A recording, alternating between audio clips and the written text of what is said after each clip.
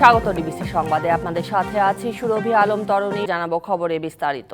সংসদে তরুণদের প্রতিনিধিত্ব বাড়াতে বয়স সীমা শিথিলের সুপারিশ করা হবে বলে জানিয়েছেন সংবিধান সংস্কার কমিশনের প্রধান ডক্টর আলী রিয়াজ। বলেন, সংসদে তরুণ নেতৃত্বের জন্য বিদ্যমান বয়স সীমা কমানো দরকার। সংবিধানের সুপারিশে বিষয়টি বিশেষভাবে বিবেচনায় নেওয়া হচ্ছে। ডিবিসি নিউজকে একান্ত সাক্ষাৎকারে এসব কথা জানান আলী রিয়াজ। স্বাধীনোত্তর বাংলাদেশ সংবিধানে কাটাছেঁড়া করা হয়েছে 17 বার। সংসদীয় ব্যবস্থা পাল্টে দিয়ে একদলীয় শাসন ব্যবস্থা যেমন পরিবর্তন করা হয়েছিল, তেমনি 2 বার সামরিক শাসনকে বৈধতা দেওয়া হয়েছিল সংবিধানের সংশোধনীর মাধ্যমে। বাংলাদেশের প্রতি অকৃত্রিম বিশ্বাস। শেখ হাসিনা সরকার পতনের পরে শপথ গ্রহণের মাধ্যমে রাষ্ট্র ক্ষমতা গ্রহণ করেন নোবেলজয়ী অধ্যাপক ডক্টর মোহাম্মদ ইউনূসের অন্তর্বর্তী সরকার। সংবিধানের রক্ষণ। তারপর অন্তর্বর্তী সরকারে গঠিত বেশ কয়েকটি সংস্কার কমিশন বেশ কিছু নতুন প্রস্তাব নিয়ে কাজ শুরু করে। এর মধ্যে সংবিধান, নির্বাচন ব্যবস্থা, জনপ্রশাসন ও পুলিশ সংস্কারে বড়সড় পরিবর্তন আনার কথা ভাবছে কমিশনগুলো। এখন পর্যন্ত রাষ্ট্র সরকারে মোট 10টি কমিশন গঠন করা হলেও এই মুহূর্তে সবচেয়ে বেশি গুরুত্ব পাচ্ছে সংবিধান ও নির্বাচনী সংস্কারের বিষয়গুলো। তার মধ্যে সংবিধান সংস্কার কমিশন কাজ শুরুর পর পঞ্চদশ সংশোধনী বাতিল, আনুপাতিক হারে ভোটের বিধান, দ্বিকক্ষ বিশিষ্ট সংসদ চালু, প্রধানমন্ত্রীর ক্ষমতা কমানো সহ সংবিধানে বেশ কিছু পরিবর্তনের সুপারিশ দেবে সংবিধান সংস্কার কমিশন। যে কোনো দ্বিকক্ষ বিশিষ্ট পার্লামেন্টের প্রধান লক্ষ্য হচ্ছে যেন একচ্ছত্রভাবে কোনো দলের আধিপত্য জনগণের অধিকার এবং জনস্বার্থ বিরোধী কোনো রকম আইনি প্রক্রিয়ার মধ্যে না দিতে পারে। বলেন, তরুণদের সংসদে আনুপাতিক হারে বেশি সংখ্যক অংশগ্রহণের বিষয়টি তাদের সুপারিশে বিশেষ গুরুত্ব পাচ্ছে। সংসদে তরুণদের প্রতিনিধিত্ব বাড়ানো দরকার এবং তার একটা পথ পদ্ধতি তৈরি করা দরকার। বিশেষ করে সংসদ সদস্য যে বয়স নির্ধারিত হয়েছে, আমরা মনে করি যে এটা আসলে কমানো দরকার। সবার মতামতের ভিত্তিতে 7 জানুয়ারি সরকারের কাছে সুপারিশ জমা দেবে সংবিধান সংস্কার কমিশন। 7 জানুয়ারির মধ্যে আমাদের প্রতিবেদন দিতে হবে। Nupur Mahmud, DBC News, Dhaka. Bangladesh computer council বিসিসিকে আর কোনো তথ্য সেবা দেবে না নির্বাচন কমিশন। চুক্তির শর্ত ভঙ্গ করায় এমন সিদ্ধান্ত নিয়ে বাতিল করা হয়েছে চুক্তিও। জাতীয় পরিচয়পত্র সার্ভারের তথ্য তৃতীয় পক্ষকে দেয়া ও প্রয়োজনীয় অর্থ পরিশোধ না করায় এই সিদ্ধান্ত নেওয়া হয়েছে বলে জানানো হয়। দুপুরে নির্বাচন ভবনে সাংবাদিকদের এসব কথা জানান এনআইডি শাখার মহাপরিচালক ASM হুমায়ুন কবির। বলেন, কমিশনের তথ্য উপাত্ত কোনো অবস্থাতেই অন্য কোনো ব্যক্তি, সত্তা, পক্ষ বা প্রতিষ্ঠানকে হস্তান্তর, বিনিময়, বিক্রি বা অন্য কোনো উপায়ে দিতে পারবে না। এসব শর্ত লঙ্ঘন করেছে বিসিসি। কমিশনের তথ্য উপাত্ত কোনো অবস্থাতেই অন্য কোনো প্রতিষ্ঠান, ব্যক্তি, সত্তা, পক্ষকে হস্তান্তর করতে পারবে না, কিন্তু বিসিসি সেটা লঙ্ঘন করেছে। আওয়ামী লীগের নিবন্ধন বাতিল সহ 3 দফা দাবি আদায়ে সরকারকে 7 দিনের আলটিমেটাম দিয়েছে ইনকিলাব মঞ্চ। এর মধ্যে দৃশ্যমান কোনো পদক্ষেপ নেওয়া না হলে 29শে ডিসেম্বর সচিবালয়ে ঘেরাও করে অবস্থান কর্মসূচিরও হুঁশিয়ারি দেওয়া হয়েছে। বিকেল 4:45টার দিকে নতুন কর্মসূচি ঘোষণা করে কাকরাইল মসজিদ মোড় থেকে অবস্থান তুলে নেওয়া হয়। জুলাই আন্দোলনকারীদের নিরাপত্তা সহ 3 দফা দাবিতে রবিবার দুপুর 12:30টায় শাহবাগের জাতীয় জাদুঘরের সামনে থেকে ইনকিলাব মঞ্চের নেতাকর্মীরা মিছিল নিয়ে রাষ্ট্রীয় অতিথি ভবন যমুনার দিকে যাত্রা করেন। মৎস্য ভবন হয়ে কাকরাইল মসজিদ মোড়ে এসে আইনশৃঙ্খলা রক্ষাকারী বাহিনীর বাধার মুখে পড়ে মিছিল। সেখানেই অবস্থান নিয়ে স্লোগান দিতে থাকেন মঞ্চের নেতাকর্মীরা। তাদের দাবি তুলে ধরে প্রধান উপদেষ্টা ডক্টর মোহাম্মদ ইউনূসের প্রতিনিধির কাছে দাবি দেওয়ার কাগজ তুলে দেন।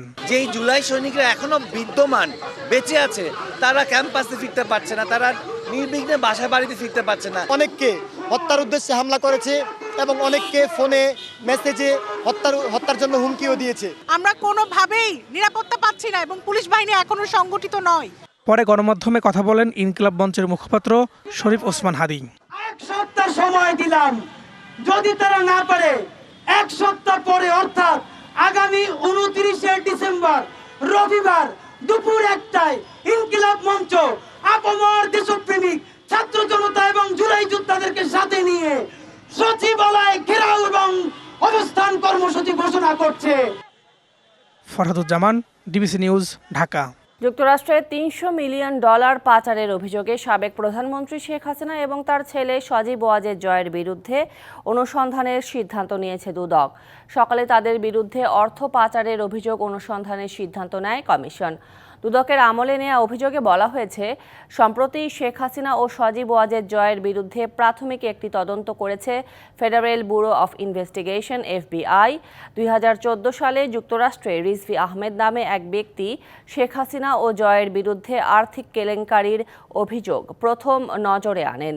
জয়ের নামে থাকা হংকং ক্যামন্স আইল্যান্ডের বিভিন্ন ব্যাংক অ্যাকাউন্ট থেকে স্থানীয় মানি এক্সচেঞ্জের মাধ্যমে যুক্তরাষ্ট্র ও লন্ডনের বিভিন্ন ব্যাংকে টাকা পাঠানোর তথ্য উঠে এসেছে।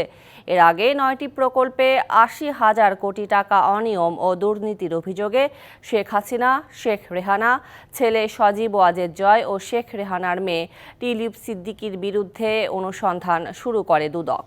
এদিকে সাবেক প্রধানমন্ত্রী শেখ হাসিনার বিরুদ্ধে ইন্টারপোলে রেড নোটিশ জারির জন্য সব নথি পাঠিয়েছে আন্তর্জাতিক অপরাধ ট্রাইব্যুনাল। আর রেড নোটিশ জারির বিষয়টি নিশ্চিত করবে পুলিশ সদর দপ্তর। ট্রাইব্যুনালের চিফ প্রসিকিউটর মোহাম্মদ তাজুল ইসলাম গণমাধ্যমকে এসব তথ্য জানান। ইন্টারপোলের রেড নোটিশ জারি করার জন্য শেখ হাসিনার বিরুদ্ধে যে ফর্মটা আছে, তাদের স্বীকৃত ফর্ম, সেটা ফিল আপ করে একটা ফরওয়ার্ডিং লেটার সহ আমরা এনসিবিকে, অর্থাৎ বাংলাদেশ পুলিশের যে central bureau, national central bureau যেটা আছে, সেটার কাছে আমরা পাঠিয়েছি। সরকারের কাছে আমরা তথ্যাদি প্রেরণ করেছি। সরকার আনুষ্ঠানিকভাবে ভারতের কাছে কখন কিভাবে চাইবেন বা ইতিমধ্যে চেয়েছেন কিনা সেটা সরকার বলতে পারবেন, এটা আমাদের জানা নেই এখন পর্যন্ত। মিয়ানমার সীমান্তে দুর্নীতির কারণে রোহিঙ্গা অনুপ্রবেশ ঠেকানো যাচ্ছে না। নতুন করে অনুপ্রবেশ বন্ধ করতে কাজ করছে সরকার, জানালেন পররাষ্ট্র উপদেষ্টা তৌহিদ হোসেন। বলেন, পরিস্থিতি বিবেচনায় রোহিঙ্গাদের বাংলাদেশে জায়গা দেয়া হচ্ছে। যদিও এটা দুঃখ লাগে এটা কথাটা বলতে, কিন্তু আমাদের পক্ষে আমাদের সাধ্যের অতীত আর কাউকে আশ্রয় দেওয়া। গত সেপ্টেম্বরে আর কোনো নতুন রোহিঙ্গা বাংলাদেশে অনুপ্রবেশের সুযোগ পাবে না বলে হুঁশিয়ারি দিয়েছিলেন পররাষ্ট্র উপদেষ্টা। তবে গত কয়েক মাসে মিয়ানমার থেকে বাড়তি 60,000 রোহিঙ্গা বাংলাদেশে অনুপ্রবেশ করে। এমন প্রেক্ষাপটে ব্যাংককে মিয়ানমার ও তার প্রতিবেশী 5 দেশের মধ্যে মন্ত্রী পর্যায়ে বৈঠক অনুষ্ঠিত হয়। এ সময় রোহিঙ্গা পরিস্থিতি নিয়ে পররাষ্ট্র উপদেষ্টা উদ্বেগ প্রকাশ করেন। যে বর্ডার, সেই বর্ডারে তো তোমাদের নিয়ন্ত্রণ নাই, সেটা সম্পূর্ণভাবে একটা নন স্টেট অ্যাক্টরের কাছে চলে গেছে। কাজে তোমাদেরকে দেখতে হবে যে তোমরা কোন পদ্ধতিতে বর্ডারে এবং ওই রাসায়নিক সমস্যার সমাধান করবে। কারণ গত 2 মাসে আরও 60,000 মানুষ অত্যাচারিত হয়ে কিন্তু বাংলাদেশে প্রবেশ করেছে। প্রচুর দুর্নীতি আছে বর্ডারে। একটা শুধু বর্ডার দিয়ে যে ঢুকছে তা তো না, বিভিন্ন জায়গা দিয়ে ঢুকে যাচ্ছে। এটাকে আটকানো খুব কঠিন হয়েছে। তবে আমি এখনো মনে করি না যে আরেকটা ঢল যেটা সেরকম কিছু একটা আসবে। তাই মিয়ানমারকে নিজেদের সীমান্ত রক্ষায় আরও সতর্ক ও কঠোর হওয়ার সুস্পষ্ট আহ্বান জানিয়েছে বাংলাদেশ। এই মানুষগুলোর সামনে যদি আপনারা কোনো আশা দেখাতে না পারেন, যদি at the end of the tunnel কোনো আলো দেখা না যায়, তাহলে তারা কিন্তু ডেসপারেট হবে এবং ডেসপারেট মানুষ কিন্তু ডেসপারেট কার্যকলাপ করবে। অপরাধীরা আছে দুই পক্ষেরই, বর্ডারের এপারে ওপারে, প্লাস রোহিঙ্গা ক্যাম্পে অপরাধীরা আছে এবং তারা প্রচুর পয়সা কামাই করছে অপরাধের মাধ্যমে।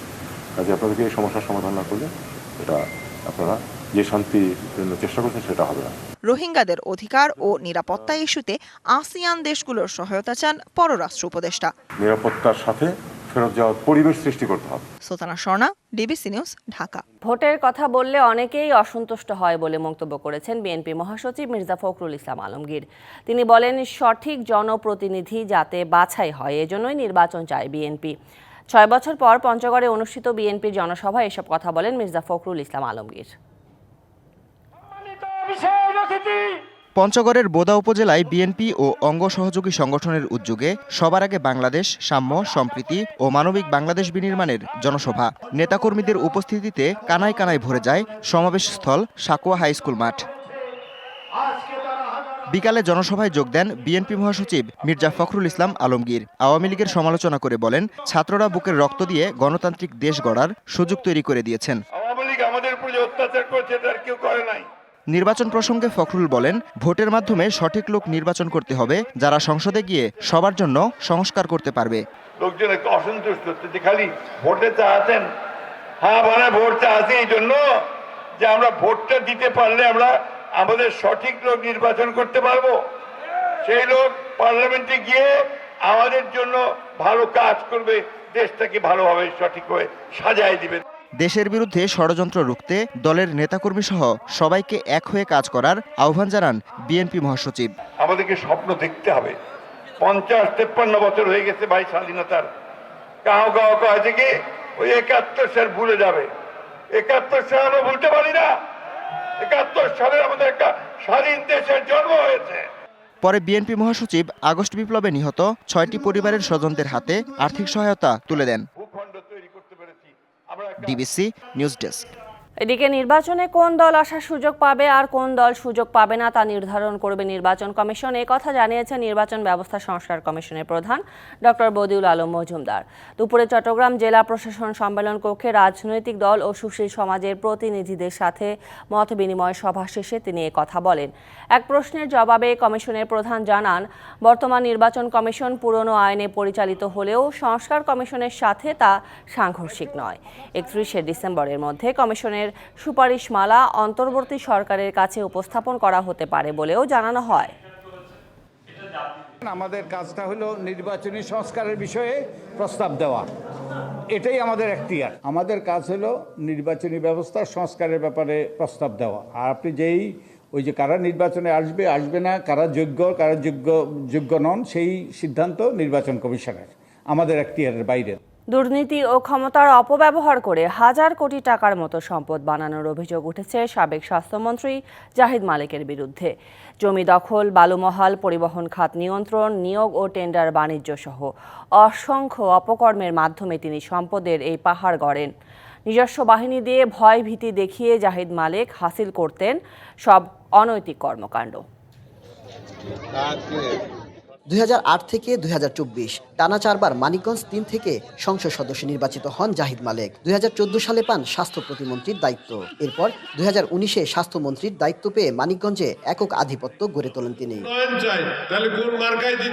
ছেলে, স্ত্রী, ফুফাতো ভাই সহ আওয়ামী লীগের কিছু নেতা নিয়ে জাহিদ মালেকের ছিল নিজস্ব বাহিনী। স্থানীয়দের কাছে তা মালেক পার্টি নামে পরিচিতি পায়। জমি দখল, টেন্ডার বাণিজ্য, গণপরিবহনে চাঁদাবাজি এবং বালুমহাল থেকে কোটি কোটি টাকা কমিশন তুলত এই বাহিনী। এছাড়া স্বাস্থ্য খাতে কেনাকাটা, নিয়োগ, পদোন্নতি, বদলি বাণিজ্য সহ বেশ কিছু খাতে অনিয়ম করে বিপুল অর্থ কামানোর অভিযোগ জাহিদ মালেক ও তার সিন্ডিকেট সদস্যদের বিরুদ্ধে। মায়ের নামে স্কুল করার কথা বলে চাপ দিয়ে জমি নিয়ে বিশাল খামার বাড়ি তৈরি করেন সাবেক স্বাস্থ্যমন্ত্রী। সানলাইফ ইন্স্যুরেন্সের গ্রাহকদের কোটি কোটি টাকা লোপাটের অভিযোগও তার বিরুদ্ধে। হাজার হাজার মানুষ তার সানলাইফে টাকা জমা দিচ্ছে, কিন্তু অনেক সে টাকায় পরিশোধ করে নাই। সরকারি ওষুধ উৎপাদনকারী প্রতিষ্ঠান এসেনশিয়াল ড্রাগসের একটি কারখানা মানিকগঞ্জ সদরে স্থাপনের সিদ্ধান্ত নেয় সরকার। প্রকল্প এলাকায় আগেই 31 একর জমি কম দামে কিনে দলিল মূল্য বাড়িয়ে সরকারি টাকা হাতিয়ে নেয়ার চেষ্টা করেন জাহিদ মালেক ও তার পরিবারের সদস্যরা। আমার সারা নির্দিষ্ট জায়গা হয়ে গেছে। মানিকগঞ্জের বাস স্ট্যান্ডের যে শ্রমিকের অংশটা, সেখান থেকে নিয়মিত চাঁদা আদায় করা, বেউথার বালি মহলে লোক বসিয়ে সেখান থেকে বালির ভাগ নেওয়া, প্রত্যেকটা সেক্টর থেকে তারা একটা ভাগ পেত। নিজ গ্রামে অভিজাত বাড়ি, বিশাল খামার বাড়ি, সভা সেমিনারের জন্য সেন্টার ও মানিকগঞ্জ বাসস্ট্যান্ডে বহুতল বাণিজ্যিক ভবন গড়ে তোলেন জাহিদ মালেক। এছাড়া ঢাকার অভিজাত এলাকায় একাধিক বাড়ি ও বহুতল বাণিজ্যিক ভবন সহ স্ত্রী, সন্তান ও স্বজনদের নামে বেনামে রয়েছে কোটি কোটি টাকার সম্পত্তি। জাহিদ মালেকের প্রকৃত সম্পদ আর হলফনামায় তুলে ধরা সম্পদে ব্যাপক গরমিল। হলফনামায় কাটছাট করে তুলে ধরা সম্পদও 16 বছরে বেড়েছে কয়েক গুণ। 2008 জাতীয় নির্বাচনে জাহিদ মালেক আয় দেখান 71 লাখ টাকা।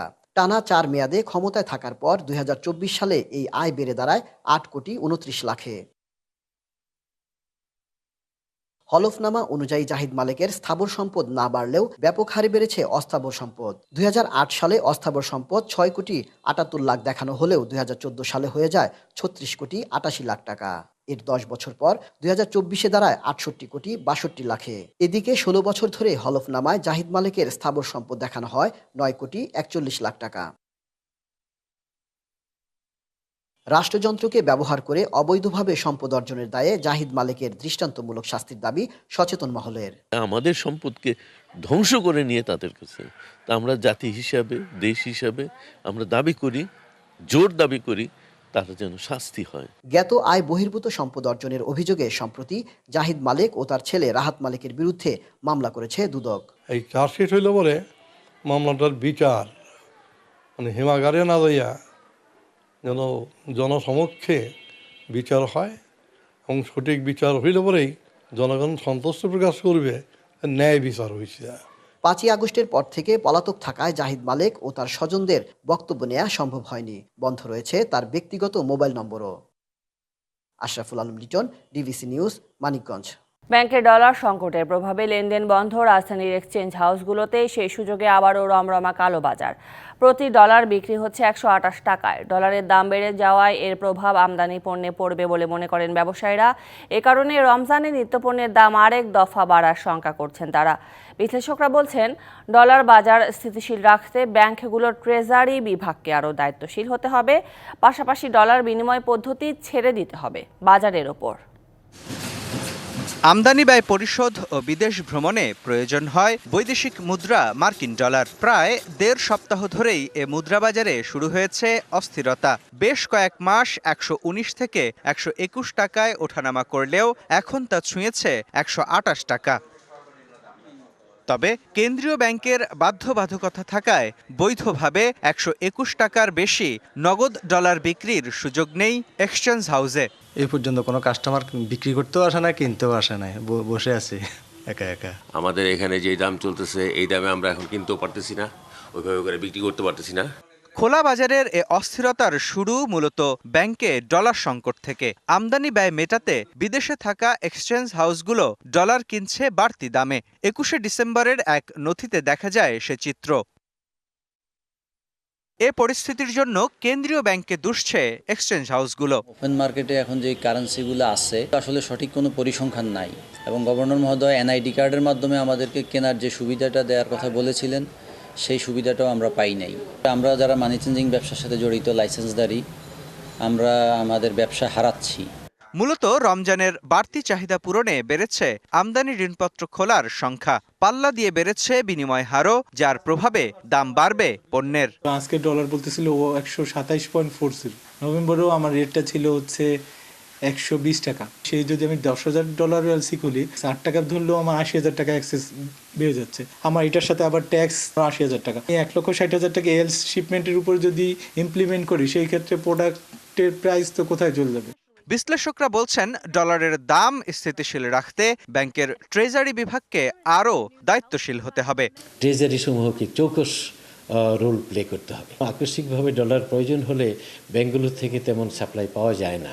শুধু একটি বা দুটি সোর্স আছে যেখান থেকে পাওয়া যেতে পারে, সেখানে সবগুলো ব্যাংক গিয়ে যখন হুমড়ি খেয়ে পড়ে তখনই দেখা যায় যে ক্রাইসিসটা সৃষ্টি হয়। যার হাতে ডলারটা থাকে তিনি তখন এটাকে কন্ট্রোল করেন এবং দামটা অনেক বেশি হয়ে যায়।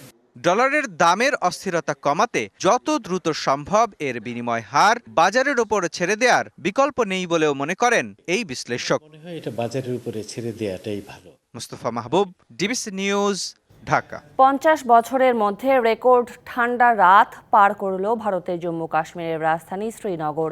শনিবার ভোর রাতে শ্রীনগরের তাপমাত্রা নেমে আসে -8.5 ডিগ্রি সেলসিয়াসে, যা 1974 সালের পর সর্বনিম্ন। রবিবার সকালেও জম্মু কাশ্মীরের তাপমাত্রা ছিল হিমাঙ্কের বেশ নিচে। বরফের চাদরে ঢেকে গেছে অঞ্চলটির অন্যতম জনপ্রিয় পর্যটন কেন্দ্র ডাল লেক। শীতের মৌসুমে কাশ্মীরকে যেন নৈসর্গিক সৌন্দর্যে ঢেলে সাজায় প্রকৃতি। এবারও তুষারের শুভ্রতায় ঢেকে গেছে ভূস্বর্গ। কনকনে ঠান্ডায় কাঁপছে পুরো তল্লাট। তাপমাত্রা হিমাঙ্কের নিচে নেমেছে সপ্তাহখানেক আগেই। তবে শনিবার 5 দশকের মধ্যে সবচেয়ে শীতল ডিসেম্বরের রাত দেখে কাশ্মীরের গ্রীষ্মকালীন রাজধানী শ্রীনগর। আর রবিবার সকালে তাপমাত্রার পারদ আরও নিচে নামে। এ সময় শ্রীনগরের তাপমাত্রা রেকর্ড করা হয় -3.2 ডিগ্রি সেলসিয়াস। আর এদিন শহরের সর্বনিম্ন তাপমাত্রা ছিল -10.3 ডিগ্রি সেলসিয়াস। তীব্র ঠান্ডায় জমে গেছে অঞ্চলটির অন্যতম পর্যটন আকর্ষণ ডাল লেক। বরফের স্তর ভেঙে ভেঙে তবুও চলার চেষ্টা করছে বিখ্যাত শিকারা। এরই মধ্যে তাপমাত্রা আরও কমার আভাস দিয়েছে আবহাওয়া অফিস। রয়েছে তুষারপাতের সতর্কতাও। বরফে ঢাকা কাশ্মীরের সৌন্দর্যে পর্যটকদের আনন্দের কমতি নেই। তীব্র ঠান্ডাতেও শ্রীনগরে বেড়েছে ভ্রমণ পিপাসুর সংখ্যা, কিন্তু ভোগান্তি পোহাতে হচ্ছে স্থানীয় বাসিন্দাদের। বিভিন্ন এলাকায় পাইপলাইনের পানি, এমনকি মোটরও ঠান্ডায় জমে গেছে। এতে পানি সরবরাহে জটিলতা দেখা দিয়েছে। শনিবার থেকে কাশ্মীরে শুরু হয়েছে 40 দিনব্যাপী চিল্লাই কালান। 21শে ডিসেম্বর থেকে 29শে জানুয়ারি পর্যন্ত 40 দিন সবচেয়ে বেশি শীত অনুভূত হয় কাশ্মীর উপত্যকায়। আর এই সময়কেই চিল্লাই কালান নাম দিয়েছেন কাশ্মীরবাসী। সামিয়া জান্নাহ, ডিবিসি নিউজ ডেস্ক। সংবাদ এই ছিল এখনকার মতো। ডিবিসি নিউজের সংবাদগুলো পড়তে ভিজিট করুন dbcnews.tv আর ভিজিট করুন ডিবিসি নিউজের ফেসবুক পেজ এবং ইউটিউব চ্যানেল। সঙ্গেই থাকুন।